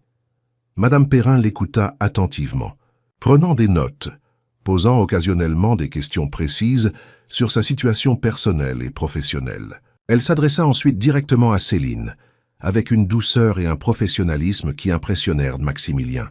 « Tu te plais chez Monsieur le Roi, Céline ?» L'enfant hocha timidement la tête.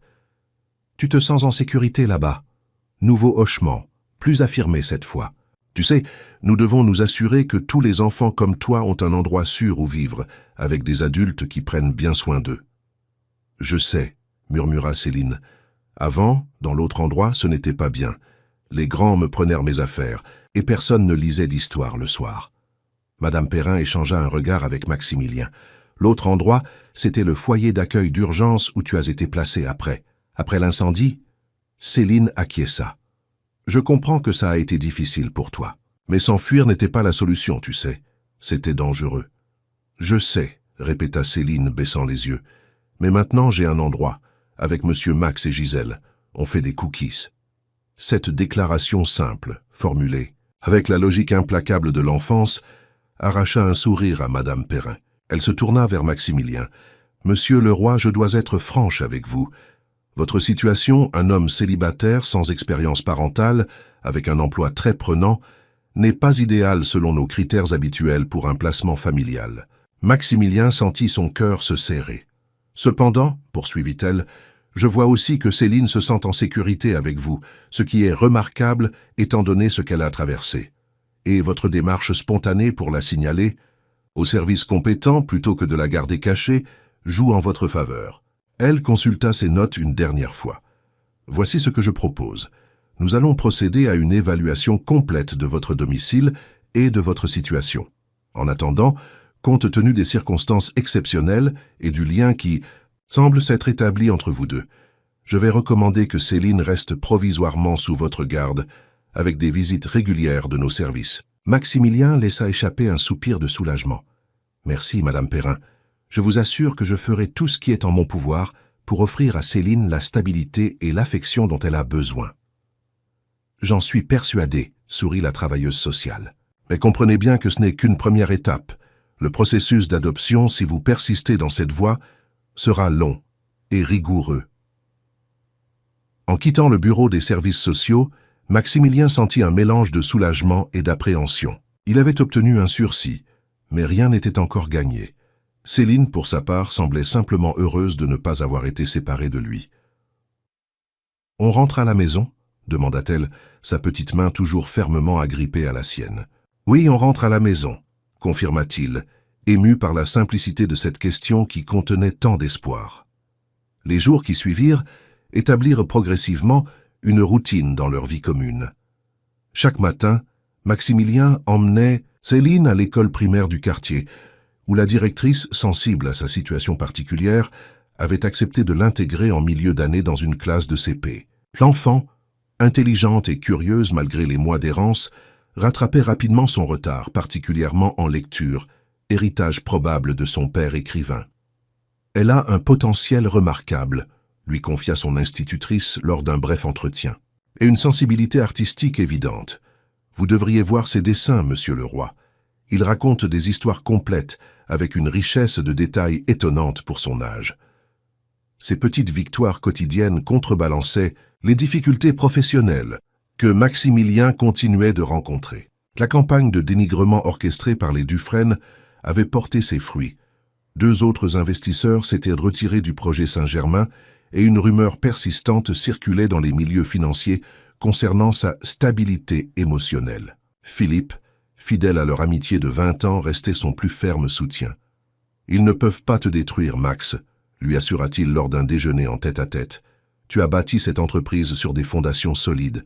Et, franchement, depuis que tu as cette petite dans ta vie, tu sembles plus, je ne sais pas, plus vivant d'une certaine façon. » Maximilien sourit à cette observation. C'était vrai. Malgré les difficultés, malgré l'incertitude qui pesait encore sur l'avenir de Céline avec lui, il se sentait plus connecté au monde, plus présent dans sa propre vie qu'il ne l'avait été depuis des années. « Elle a changé ma perspective », admit-il. Avant, tout tournait autour du prochain projet, du prochain contrat, de la prochaine étape dans l'ascension sociale. Maintenant, je me surprends à attendre avec impatience le moment où je la récupère à l'école, où elle me raconte sa journée avec cet enthousiasme qu'ont les enfants. C'est comme si j'avais vécu dans un monde en noir et blanc et que soudain quelqu'un avait allumé les couleurs. Philippe l'observa avec un mélange d'amusement et d'admiration. Tu sais que tu parles comme un père, un vrai père, pas comme ces types qui déposent leurs gamins à l'école en costume 3 pièces avant de filer au bureau sans un regard en arrière. Cette remarque frappa Maximilien. Un père. Était-ce ce qu'il était en train de devenir?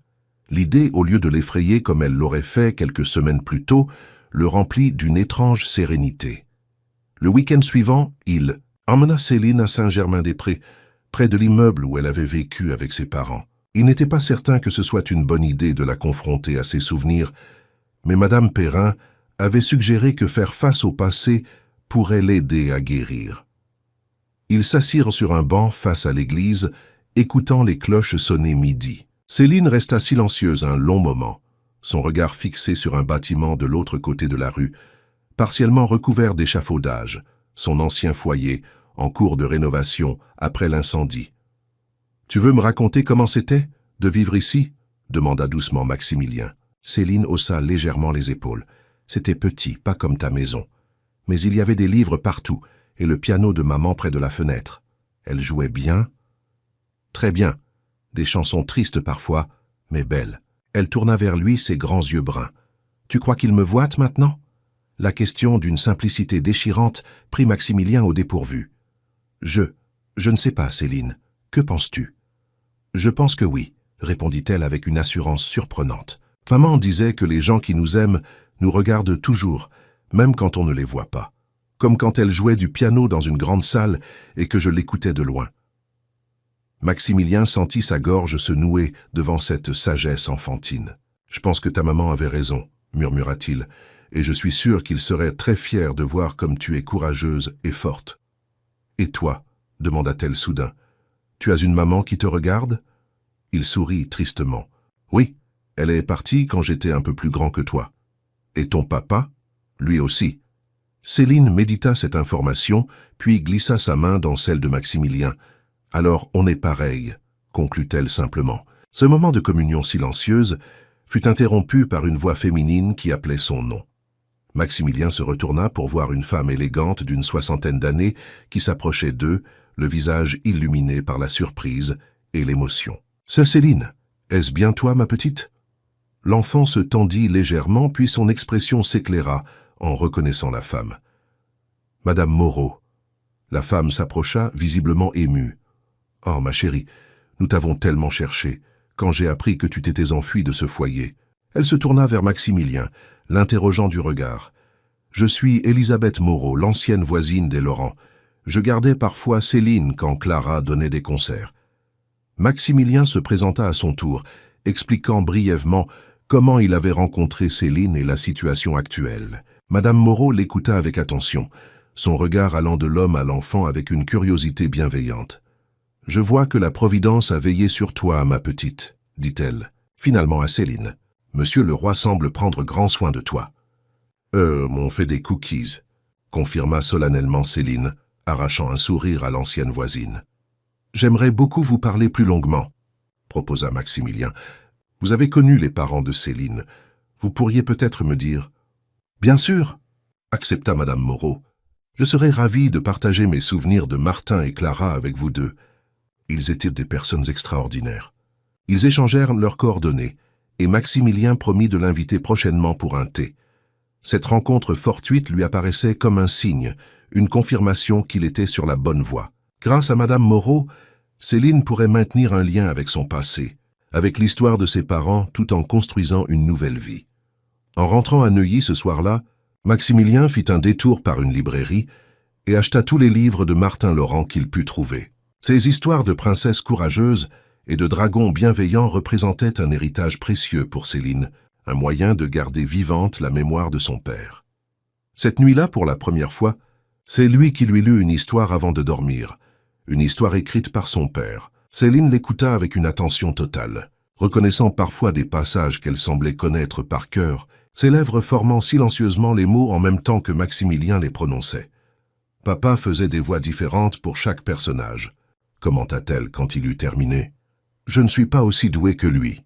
Admit Maximilien avec un sourire. C'est pas grave, le rassura-t-elle en se blottissant sous sa couverture. Tu le fais bien quand même. Ce simple compliment lui sembla plus précieux que tous les éloges professionnels qu'il avait pu recevoir dans sa carrière. Au fil des semaines, la transformation de Céline fut spectaculaire. L'enfant craintive et méfiante s'épanouissait, retrouvant l'insouciance qui aurait toujours dû être la sienne. Elle progressait rapidement à l'école, se faisait des amis, reprenait du poids. Ses cauchemars fréquents au début s'espaçaient. Elle riait plus souvent, d'un rire cristallin qui illuminait la grande maison autrefois si austère.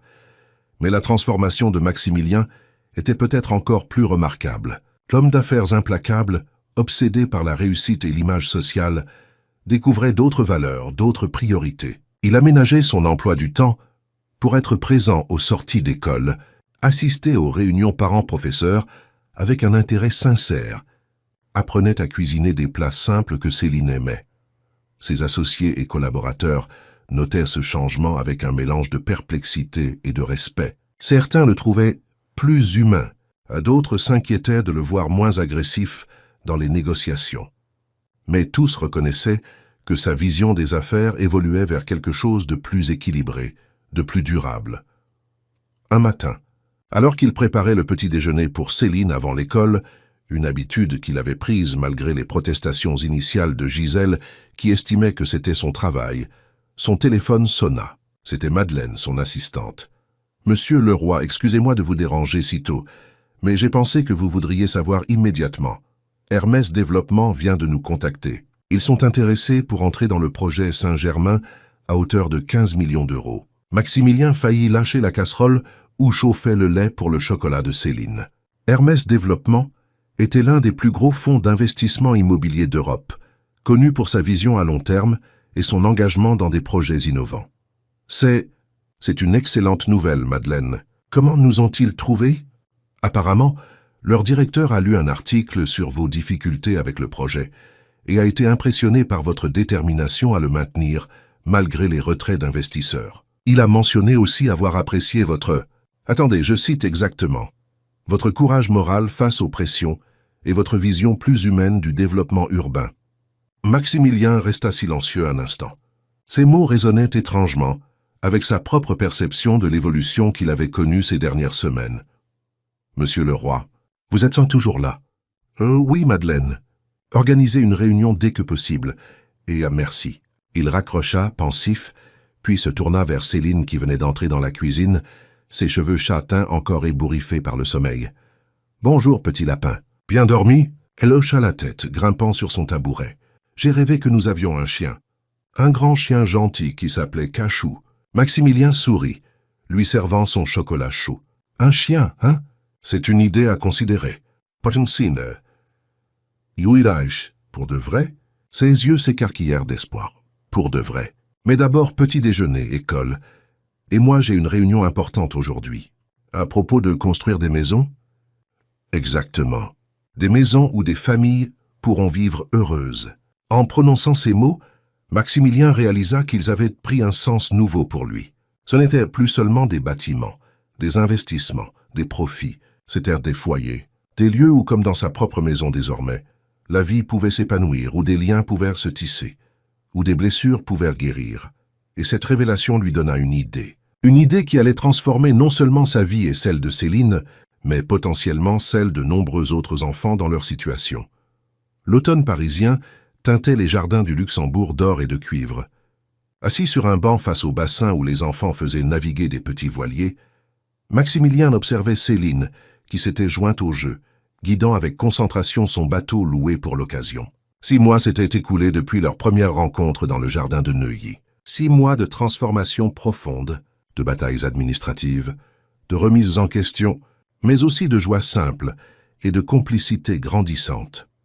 Le projet Saint-Germain avait finalement survécu à la vindicte des Dufresne, grâce à l'intervention providentielle d'Hermès Développement et à la fidélité de quelques investisseurs historiques. Les travaux avançaient bien, et les premières unités seraient livrées au printemps. Mais ce n'était plus le projet qui occupait principalement l'esprit de Maximilien. Côté de lui, sur le banc, reposait une épaisse chemise cartonnée contenant tous les documents relatifs à sa demande d'adoption de Céline. Le processus avait été, comme l'avait prédit Antoine, long et minutieux. Enquête sociale, évaluation psychologique, vérifications administratives, entretien avec Madame Perrin et ses collègues.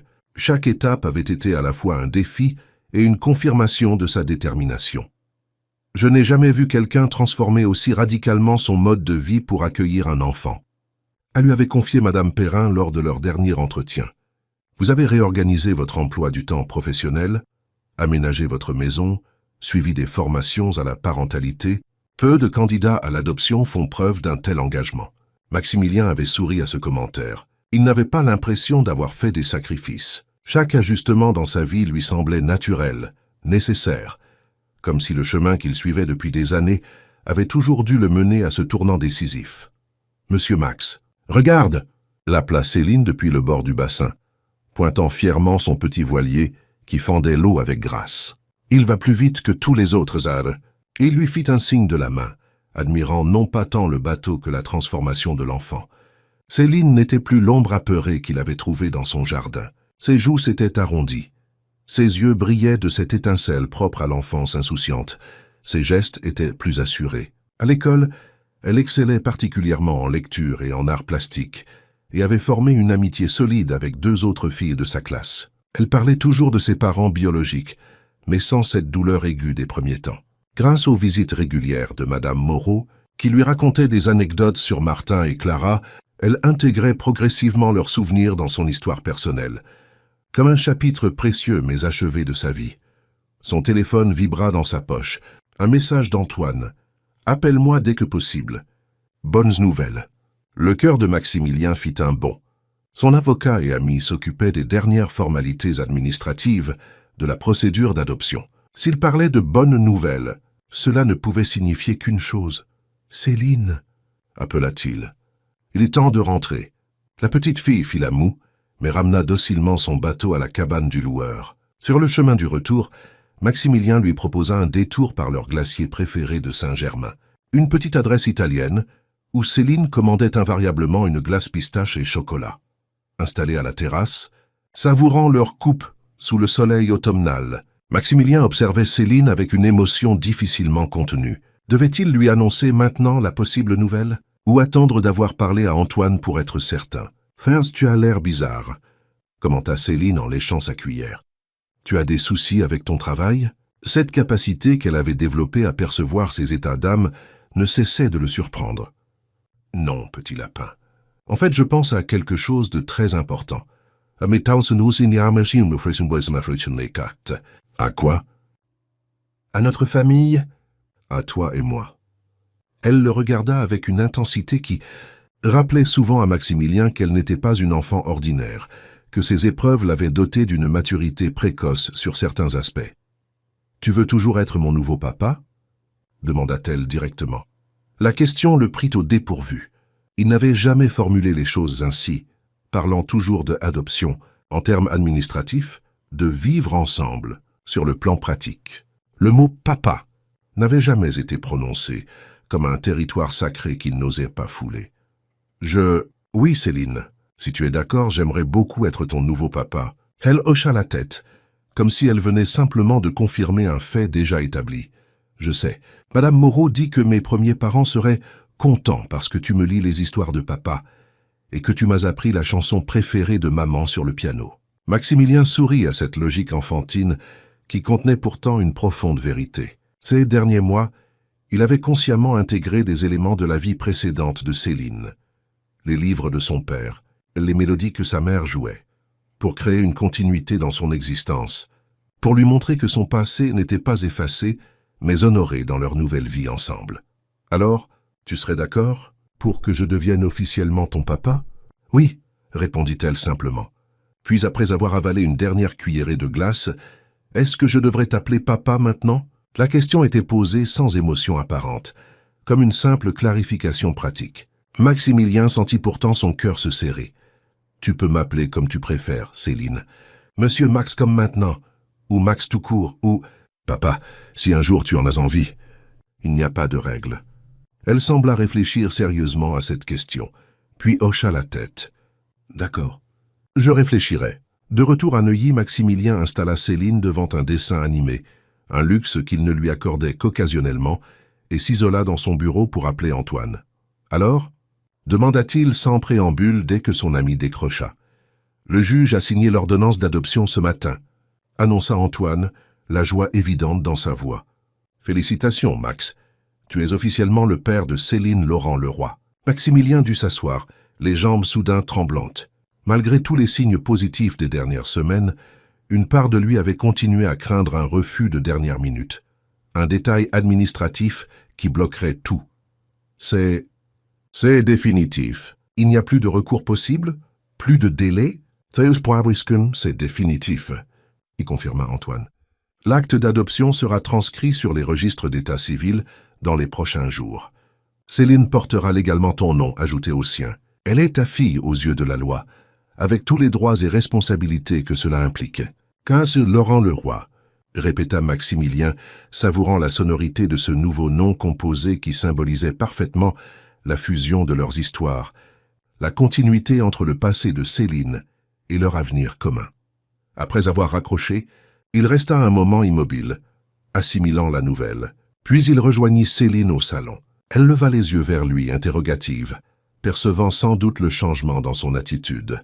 « Céline, j'ai quelque chose d'important à te dire. » Il éteignit la télévision et s'assit à côté d'elle sur le canapé. « Tu te souviens de tous ces papiers que nous avons remplis ensemble, de toutes ces personnes qui sont venues nous poser des questions ?» Elle hocha la tête, soudain attentive. « C'était pour que je puisse t'adopter officiellement. Et aujourd'hui, un juge, une personne très importante, a dit oui. Cela signifie que tu es maintenant ma fille, légalement, et que je suis ton père. » Céline le regarda longuement, son petit visage sérieux réfléchissant à cette information. « Ça veut dire que je reste avec toi pour toujours? Que personne ne peut plus me prendre. » Exactement. Tu t'appelleras désormais Céline Laurent Leroy. Tu gardes le nom de tes premiers parents, parce qu'ils feront toujours partie de toi, mais tu portes aussi mon nom maintenant. Un sourire se dessina lentement sur son visage. « Laurent Leroy », répéta-t-elle, testant la sonorité. « J'aime bien. Ça sonne comme dans les histoires de papa. » Puis, sans prévenir, elle se jeta dans ses bras, l'étreignant avec une force surprenante pour sa petite taille. Maximilien la serra contre lui, sentant une émotion puissante l'envahir. « On va fêter ça », décida-t-il quand elle se détacha enfin. « Qu'est-ce qui te ferait plaisir pour célébrer ce grand jour ?» Céline réfléchit intensément. « Un gâteau au chocolat? Et peut-être qu'on pourrait inviter Madame Moreau et ma copine Lucie de l'école. » Et elle s'interrompit, soudain hésitante. « Et ?» l'encouragea Maximilien. « Et peut-être qu'on pourrait aller voir d'autres enfants qui n'ont pas de parents, pour leur donner du gâteau aussi. » Cette demande si simple et pourtant si profondément altruiste toucha Maximilien plus qu'il ne l'aurait imaginé. Cette petite fille, qui avait connu la faim et l'abandon, pensait spontanément à partager son bonheur avec d'autres enfants dans la situation qu'elle avait connue. « C'est une idée merveilleuse », approuva-t-il, une pensée germant dans son esprit. « En fait, j'ai quelque chose à te montrer. » Il l'emmena dans son bureau et ouvrit son ordinateur, affichant les plans d'un bâtiment. « Qu'est-ce que c'est ?» demanda Céline, curieuse. « C'est un projet auquel je travaille depuis quelques mois. Un endroit spécial pour des enfants comme tu l'étais avant qu'on se rencontre. Des enfants qui ont perdu leurs parents ou qui ne peuvent pas vivre avec eux. » Les plans montraient un bâtiment lumineux, organisé autour d'un jardin central, avec des espaces communs colorés et des petits appartements individualisés. Ce ne sera pas comme les grands foyers tristes où personne n'a le temps de lire des histoires, m'expliqua-t-il. Ce sera un endroit où chaque enfant aura son espace à lui, avec des adultes qui auront vraiment le temps de s'occuper d'eux, de les écouter. Il y aura une bibliothèque pleine de livres, comme ceux de ton papa, un studio de musique comme pour ta maman, et un grand atelier d'art où ils pourront dessiner et peindre. Céline observait les plans avec une attention intense. « Et où sera cette maison ?»« Justement, j'hésite encore. » Admis Maximilien, « J'ai plusieurs terrains possibles. L'un est à Paris, près du parc Montsouris. Un autre est en Normandie, à la campagne, avec beaucoup d'espace pour jouer dehors. Qu'est-ce que tu en penses? Où aimerais-tu que ce soit, si tu étais un de ces enfants ?» Elle réfléchit sérieusement à la question. « Les deux, répondit-elle finalement. Certains enfants aiment la ville, d'autres préfèrent les arbres et l'herbe. Il faudrait les deux sortes de maisons. Maximilien sourit. C'est une excellente réponse, petit lapin. Et tu as parfaitement raison. Je vais faire les deux. Cette décision, qu'il venait de prendre sur l'impulsion d'une suggestion enfantine, lui sembla soudain d'une évidence limpide. Pourquoi se limiter? Sa fortune considérable pouvait servir à bien plus que des complexes immobiliers de luxe ou des placements financiers. Elle pouvait créer des lieux où des enfants brisés retrouveraient espoir et stabilité. « Comment s'appellera cet endroit ?» demanda Céline, toujours concentrée sur les plans. Maximilien n'avait pas encore réfléchi à cet aspect du projet. « Je ne sais pas. »« Tu as une idée ?» Elle hocha vigoureusement la tête. « La maison de l'espoir. » Pourquoi ce nom? Parce que l'espoir, c'est important quand on est tout seul. C'est comme une petite lumière qui dit que demain sera peut-être meilleur. Maximilien la regarda, stupéfait par cette sagesse inattendue. « C'est très beau, Céline. D'où tiens-tu cette idée? » Ah, c'est quelque chose que papa disait souvent. Dans ces histoires, les personnages trouvent toujours de l'espoir, même quand tout est difficile. Alors ce sera la maison de l'espoir, décida Maximilien, en hommage à la sagesse de ton papa. Cette nuit-là, après avoir fêté la nouvelle avec un gâteau au chocolat préparé par Gisèle et un appel vidéo à Madame Moreau, qui avait versé quelques larmes de joie, Maximilien borda Céline dans son lit. La chambre d'amis impersonnelle des débuts s'était transformée en un espace joyeusement enfantin, avec des murs peints en bleu pâle, des étagères remplies de livres et des dessins colorés encadrés. « Monsieur Max ?» murmura Céline, alors qu'il s'apprêtait à éteindre la lampe de chevet. « Oui, petit lapin, je crois que maintenant je vais t'appeler papa, si ça te va. » Maximilien sentit une émotion puissante lui serrer la gorge. « Oui, Céline, ça me va parfaitement. »« I want to eat, papa, » dit-elle en fermant les yeux, un sourire paisible aux lèvres. « Bonne nuit, ma fille, » répondit-il doucement, savourant ces mots nouveaux qui transformaient définitivement sa vie. Les semaines suivantes furent consacrées à concrétiser son projet des « Maisons de l'Espoir ». Maximilien créa une fondation, utilisant une part substantielle de sa fortune personnelle comme capital initial, et s'entoura d'experts en protection de l'enfance, dont Madame Perrin qui accepta avec enthousiasme de rejoindre l'aventure. Le concept se précisa, des structures à taille humaine, accueillant un maximum de 12 enfants chacune, avec un ratio d'encadrement permettant un suivi individualisé. Des lieux pensés non comme des institutions, mais comme des foyers transitoires, où les enfants pourraient se reconstruire en attendant une adoption ou un retour dans leur famille d'origine. L'accent serait mis sur l'accompagnement psychologique, l'expression artistique comme thérapie et le maintien des liens avec le passé de chaque enfant. Le premier site, en région parisienne, fut rapidement identifié. Une grande maison bourgeoise avec un jardin spacieux dans un quartier calme de Vincennes. Les travaux de rénovation commencèrent immédiatement, supervisés par une équipe d'architectes spécialisés dans les espaces pour enfants. Céline participait activement à l'élaboration du projet, donnant son avis sur l'aménagement des chambres, la disposition de la bibliothèque, les couleurs des murs.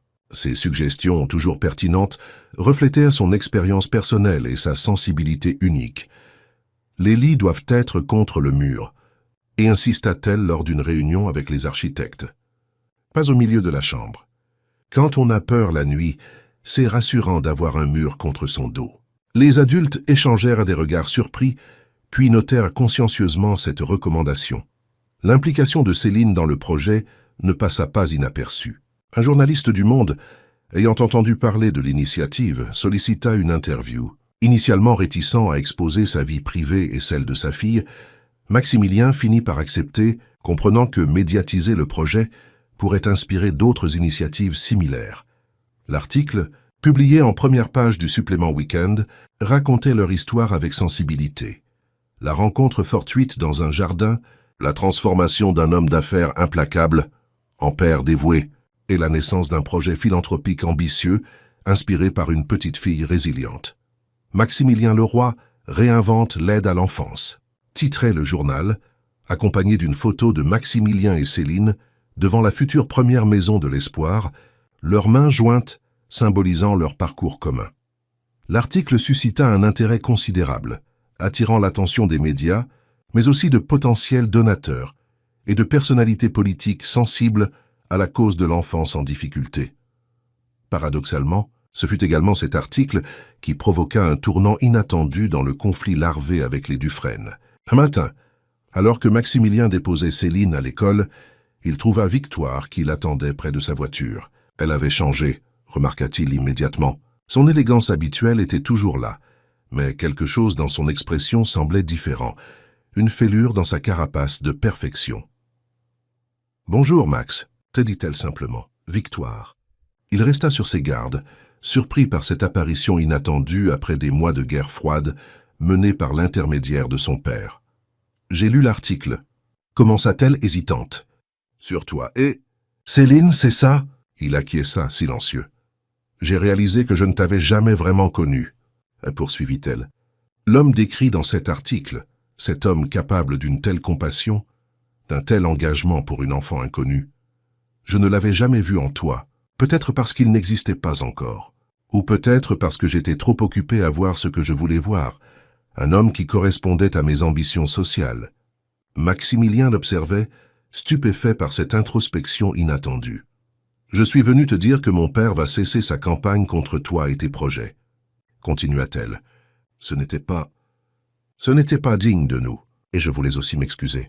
Pour la façon dont j'ai traité cet enfant ce jour-là, tu avais raison de me juger durement. » Cette admission, visiblement difficile pour elle, toucha Maximilien plus qu'il ne l'aurait cru possible. « Je te remercie, Victoire. Cela signifie beaucoup pour moi. » Un silence s'installa entre eux, chargé du poids de leur histoire commune et de la distance qui les séparait désormais. « Tu es heureux ?» demanda-t-elle finalement, une vulnérabilité inhabituelle dans la voix. « Oui, » répondit-il sans hésitation, d'une façon que je n'aurais jamais imaginée. Elle hocha la tête, un sourire triste aux lèvres. « Je suis contente pour toi, Max, vraiment. » Puis, sans rien ajouter, elle tourna les talons et s'éloigna vers sa voiture de luxe garée un peu plus loin. Maximilien resta un moment immobile, contemplant cette fermeture inattendue d'un chapitre de sa vie qu'il croyait destiné à rester en suspens, comme une blessure mal cicatrisée. Il ressentit non pas du regret ou de la nostalgie, mais un soulagement tranquille, la confirmation qu'il avait fait le bon choix ce jour de juin où sa vie avait basculé. En rentrant chez lui ce soir-là, il trouva Céline qui l'attendait avec impatience, un projet scolaire à lui montrer, une maquette représentant la famille idéale, qu'elle avait créée avec des figurines en pâte à modeler. « Regarde, papa, c'est nous !» Le printemps parisien déployait ses couleurs vives sur les jardins des Tuileries, où une foule joyeuse s'était rassemblée pour l'inauguration officielle de la première maison de l'Espoir. Un ruban bleu ciel, couleur choisie par Céline, barrait l'entrée du bâtiment entièrement rénové. Ancienne demeure bourgeoise, la maison avait été transformée en un espace lumineux et accueillant, où chaque détail avait été pensé pour le bien-être des enfants qui y séjourneraient. Un an s'était écoulé depuis l'adoption officielle de Céline par Maximilien. Une année de croissance, d'apprentissage et de projets ambitieux. La fillette, désormais âgée de 8 ans, se tenait fièrement aux côtés de son père, vêtue d'une robe bleue assortie au ruban. Ses cheveux châtains, coiffés en une tresse soignée, encadraient un visage épanoui où brillaient des yeux confiants, si différents des yeux effrayés de l'enfant du jardin. « Tu es prête ?» lui murmura Maximilien, alors que le maire de l'arrondissement terminait son discours. Elle hocha la tête avec détermination. Ils avaient répété ensemble ce moment. Céline couperait le ruban, symbolisant le pont entre son histoire personnelle et ce projet né de leur rencontre. Et maintenant, j'invite notre jeune ambassadrice, Céline Laurent-Leroy, à inaugurer officiellement ce lieu d'espoir et de renouveau, annonça le maire en lui tendant une grande paire de ciseaux. Un silence respectueux s'installa dans l'assemblée. Céline s'avança, le menton légèrement relevé dans ce geste de dignité tranquille qu'elle avait développé au fil des mois. D'une main ferme, elle coupa le ruban, déclenchant applaudissements et vivas. « Je déclare la maison de l'espoir ouverte », proclama-t-elle d'une voix claire, récitant la phrase qu'ils avaient à préparer ensemble. Les photographes s'empressèrent d'immortaliser l'instant. La petite fille souriante, le ruban flottant au vent printanier, et derrière elle, la façade accueillante qui promettait un nouveau départ pour des dizaines d'enfants en détresse. Maximilien, observant sa fille avec un mélange de fierté et d'émerveillement, revivait en pensée le chemin parcouru depuis ce jour de juin où il l'avait trouvée tremblante et affamée dans son jardin. Qui aurait pu prédire que cette rencontre fortuite transformerait non seulement leurs deux vies, mais potentiellement celle de centaines d'enfants à travers la France. La visite officielle de la maison commença, guidée par Madame Perrin, désormais directrice du projet. Elle conduisit les invités, personnalités politiques, donateurs, journalistes, à travers les différents espaces, chambres individuelles aux couleurs douces, salles d'activité baignées de lumière naturelle, cuisine spacieuse conçue pour permettre aux enfants de participer à la préparation des repas, bibliothèque tapissée de livres soigneusement sélectionnés. Chaque maison de l'espoir accueillera un maximum de 12 enfants, expliquait-elle, avec une équipe de 6 adultes en rotation, assurant une présence continue et un accompagnement personnalisé. Notre philosophie est basée sur 3 piliers: stabilité émotionnelle, expression créative et construction de l'autonomie. Céline complétait parfois les explications avec sa perspective unique d'enfant, attirant l'attention sur des détails qui échappaient aux adultes. La hauteur des étagères accessibles sans avoir besoin d'aide, les petites niches aménagées dans les espaces communs pour permettre des moments de solitude sans isolement complet, les veilleuses intégrées dans chaque chambre pour apaiser les craintes nocturnes. Dans la bibliothèque, un espace spécial avait été dédié aux livres de Martin Laurent, le père biologique de Céline. Ces romans fantastiques, avec leur héroïne courageuse et leur message d'espoir, occupaient une place d'honneur. Une photo encadrée montrait l'auteur lors d'une séance de dédicace, son sourire chaleureux rappelant celui de sa fille. « C'était mon premier papa », car expliqua simplement Céline à une journaliste curieuse. Il écrivait des histoires qui donnent du courage. Maintenant, j'ai un nouveau papa qui construit des maisons qui donnent de l'espoir. Cette phrase, prononcée avec la simplicité désarmante de l'enfance, fut reprise dans de nombreux articles couvrant l'événement, capturant parfaitement l'essence du projet et l'histoire personnelle qui l'avait inspiré. Après la visite, un cocktail fut servi dans le jardin où des tables basses et des chaises colorées avaient été disposées sous les arbres en fleurs. Maximilien discutait avec le maire et plusieurs élus lorsque Philippe, son associé de toujours, le rejoignit, accompagné d'un homme d'une 60aine d'années à l'allure distinguée. « Max, je te présente Jean-Claude Meunier, le président de la Fondation pour l'enfance. Il souhaitait te rencontrer. » Les deux hommes se serrèrent la main. Jean-Claude Meunier observa Maximilien avec un intérêt évident. « Monsieur le roi, je suis impressionné par ce que vous avez réalisé ici. J'ai visité des dizaines d'établissements pour enfants à travers l'Europe, mais rarement j'ai vu un lieu aussi bien pensé qui allie les considérations pratiques au bien-être émotionnel des enfants. » Maximilien sourit modestement. « Le mérite revient en grande partie à ma fille. Céline a vécu l'expérience des foyers traditionnels avant notre rencontre. Ses insights ont été invaluables pour concevoir un espace véritablement adapté aux besoins des enfants. Mais justement, et poursuivit Meunier, c'est cette approche qui m'intéresse. La Fondation pour l'enfance cherche à financer des initiatives innovantes dans 6 pays européens. Votre concept des maisons de l'espoir correspond exactement à ce que nous recherchons. Des structures à taille humaine, un accompagnement personnalisé, une attention aux traumatismes spécifiques. Seriez-vous intéressé par un partenariat qui permettrait d'étendre votre modèle au-delà de la France? Cette proposition inattendue prit Maximilien au dépourvu. Son ambition initiale se limitait à créer quelques maisons en France, principalement financées par sa fortune personnelle et les dons de son cercle proche. L'idée d'une expansion internationale, soutenue par une fondation prestigieuse, ouvrait des perspectives vertigineuses.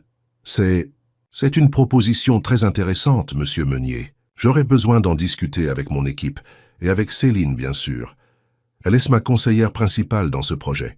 Bien entendu, acquiesça Meunier avec un sourire appréciateur. C'est justement cette implication d'une enfant dans le processus décisionnel qui rend votre approche si unique. Prenez votre temps pour réfléchir. Ma fondation organise un symposium à Bruxelles le mois prochain sur l'avenir des structures d'accueil en Europe. Nous serions honorés si vous acceptiez d'y présenter votre projet. Après le départ de Meunier, Philippe donna une tape amicale sur l'épaule de Maximilien. Un partenariat européen, rien que ça. Tu te rends compte du chemin parcouru en 1 an?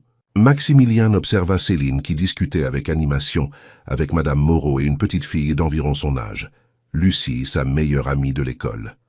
Parfois, je me demande si tout ceci est réel. admit-il à voix basse. Il y a 1 an, j'étais cet homme obsédé par la réussite financière et le statut social, prêt à épouser une femme que je ne connaissais pas vraiment, construisant des résidences de luxe sans me soucier de leur impact réel. Et maintenant, me voilà père d'une petite fille extraordinaire, créant des foyers pour enfants en difficulté et potentiellement sur le point d'étendre ce modèle à l'échelle européenne. La vie est pleine de surprises, philosopha Philippe. Mais tu sais quoi? Tu n'as jamais paru aussi heureux, aussi entier, comme si tu avais enfin trouvé ta véritable voie. La soirée s'acheva doucement, les invités se dispersant peu à peu. Les premiers enfants qui habiteraient la maison de l'espoir, 6 filles et garçons âgés de 4 à 12 ans, arriveraient dans 3 jours, accompagnés de l'équipe éducative spécialement formée selon la philosophie développée par Maximilien et ses conseillers. Sur le chemin du retour vers Neuilly, Céline, épuisée par les émotions de la journée, s'endormit dans la voiture. Maximilien l'observait dans le rétroviseur, son petit visage paisible abandonné au sommeil. Comment une enfant aussi jeune avait-elle pu transformer si profondément la vie d'un homme comme lui? C'était un mystère qui le laissait humble et reconnaissant. À la maison, il la porta doucement jusqu'à sa chambre, la changeant et la bordant sans la réveiller, compétence parentale qu'il avait perfectionnée au fil des mois. Puis il s'installa dans son bureau, contemplant la proposition de Jean-Claude Meunier. L'extension européenne du projet représentait un nouveau tournant majeur, une opportunité d'impact encore plus large, mais aussi de nouveaux défis organisationnels et personnels. Son téléphone vibra. Un message de Victoire, avec qui il avait rétabli une communication cordiale, quoique distante, depuis leur retrouvaille devant l'école de Céline. « Félicitations pour l'inauguration. J'ai vu les photos dans Paris Match. Vous êtes magnifiques, ta fille et toi. Tu as trouvé ta voie, Max. Je suis heureuse pour toi. » Cette reconnaissance de la part de celle qui avait été, involontairement, le catalyseur de toute cette aventure, bouclait une boucle. Sans la réaction cruelle de Victoire envers Céline ce jour-là dans le jardin, jamais Maximilien n'aurait ouvert les yeux sur le vide de sa vie d'alors. Jamais il n'aurait pris ce tournant radical qui l'avait mené vers une existence plus authentique et significative. Il lui répondit simplement « Merci, Victoire. Je te souhaite de trouver ta propre voie. » Puis il se rendit dans la chambre de Céline, s'asseyant doucement au bord de son lit pour l'observer dormir. Dans quelques jours, ils accueilleraient Cachou, le chien dont elle rêvait, un labrador doré sélectionné dans un refuge, parfait complément à leur famille atypique. L'été approchait, avec ses promesses de vacances en Normandie, dans cette maison en bord de mer qu'il avait achetée pour offrir à sa fille des souvenirs d'enfance simples et joyeux. À la rentrée, ils inaugureront la 2e maison de l'espoir, celle de Normandie, avec son grand jardin et ses arbres centenaires. Et peut-être, si le partenariat avec la Fondation pour l'enfance se concrétisait, bientôt d'autres maisons similaires verraient le jour à travers l'Europe, offrant à des centaines d'enfants la chance de reconstruire leur vie dans la dignité et la bienveillance. 3 jours plus tard, Maximilien et Céline se rendirent à nouveau à la maison de l'espoir, cette fois sans caméra ni officielle, pour accueillir les premiers enfants.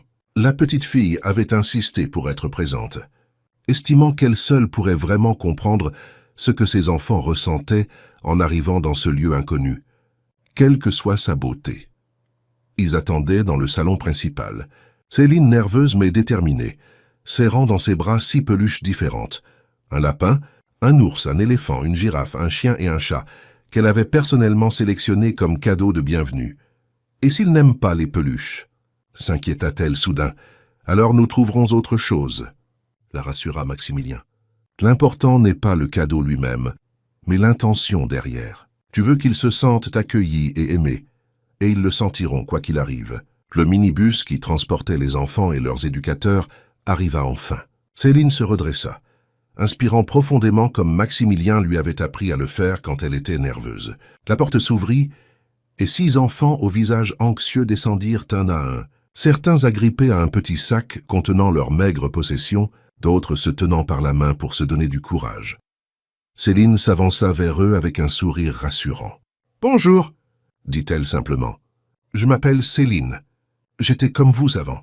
Et maintenant, c'est ma maison aussi un peu. On va vous la montrer. » Ce petit discours, spontané et sincère, brisa immédiatement la glace. Les enfants, rassurés de voir une fille de leur âge, se détendirent visiblement. Céline distribua ses peluches, laissant chaque enfant choisir celle qu'il préférait, puis les entraîna dans une visite guidée à hauteur d'enfant, bien différente de celle officielle de l'inauguration. Elle leur montra les cachettes secrètes qu'elle avait aidé à créer, les livres qu'elle avait personnellement sélectionnés, la cuisine, où ils pourraient apprendre à faire des cookies. « Et là, c'est la bibliothèque avec les livres de mon premier papa ?» expliqua-t-elle avec une simplicité touchante. « Vous pouvez les emprunter quand vous voulez. Ils parlent d'espoir, même quand tout va mal. » Maximilien observait cette scène avec émotion, aux côtés de Madame Perrin et de l'équipe éducative. Sa fille, cet enfant autrefois si brisé, était devenue une passeuse d'espoir, un pont vivant entre le monde des adultes bien intentionnés et celui des enfants traumatisés. Elle possédait cette capacité unique à comprendre les deux perspectives, à traduire les besoins des uns aux autres. « Elle est extraordinaire », murmura Madame Perrin. « Je n'ai jamais vu nos nouveaux arrivants s'adapter si rapidement.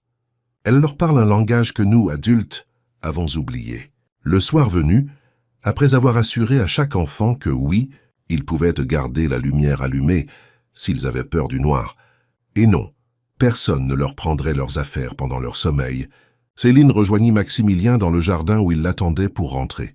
« C'était bien ?» demanda-t-il, bien qu'il connaisse déjà la réponse. « C'était parfait », affirma-t-elle, avec cette certitude tranquille qui la caractérisait désormais. « Ils ont peur, mais moins qu'avant, je crois. Et demain, ce sera encore mieux. » Sur le chemin du retour, alors que le soleil couchant baignait Paris d'une lumière dorée, Céline posa une question qui flottait dans son esprit depuis quelques jours. « Papa ? Oui, petit lapin ? Là, tu crois qu'on pourrait adopter un autre enfant? Un de ceux qui n'ont personne? Pas tout de suite, mais un jour. » Maximilien sourit, touché par cette générosité d'âme qui ne cessait de l'étonner. « C'est une possibilité que nous pourrions explorer, oui. Tu aimerais avoir un frère ou une sœur ?» Elle réfléchit sérieusement à la question. « Les deux seraient bien. Mais pas tout de suite. D'abord, il faut que Cachou s'habitue à nous. Et puis, il faut finir la maison de Normandie. Et après, peut-être ?»« Peut-être, acquiesça-t-il. Nous avons tout le temps pour construire notre famille, Céline. Étape par étape, comme nous avons construit la maison de l'espoir. » Elle hocha la tête, satisfaite de cette réponse. « Étape par étape, » répéta-t-elle, savourant cette expression qui symbolisait leur philosophie commune. En regardant le profil de sa fille se découper sur le ciel rougeoyant du crépuscule, Maximilien médita sur les mystérieux chemins de la vie. Comment une rencontre fortuite dans un jardin avait pu déclencher une telle cascade de transformation? Comment une petite fille affamée et terrifiée avait-elle pu devenir le catalyseur d'un changement si profond, non seulement dans sa vie personnelle, mais potentiellement dans celle de centaines d'autres enfants à travers l'Europe? La réponse, peut-être, résidait dans cette capacité innée de l'être humain à se réinventer face à l'adversité, à trouver un sens plus profond dans les épreuves. Céline avait survécu à des pertes terribles, trouvé la force de continuer, puis transformé sa souffrance en une source d'aide pour d'autres. Lui-même avait dû remettre en question toutes ses priorités, abandonner le confort d'une vie tracée d'avance pour embrasser l'inconnu de la paternité et d'une mission sociale ambitieuse.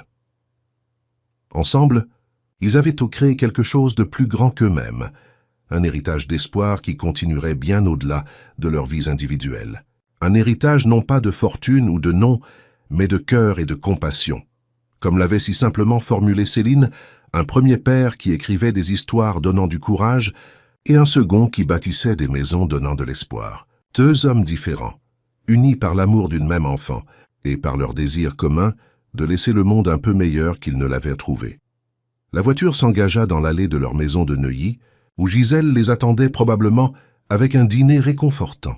Demain, ils iraient chercher Cachou au refuge. La semaine suivante, Maximilien présenterait à Céline les détails de la proposition de la Fondation pour l'enfance, écoutant attentivement son avis d'enfant experte avant de prendre une décision. Et ainsi continuerait leur voyage commun, jour après jour, surprise après surprise, étape par étape. « Tu sais quoi, papa ?» dit soudain Céline alors qu'ils descendèrent de voiture. « Quoi donc, petit lapin ? Je crois que mes premiers parents sont contents. De là où ils sont, ils nous regardent, et ils sont contents. » Maximilien sentit son cœur se serrer de cette émotion particulière que seule sa fille savait provoquer.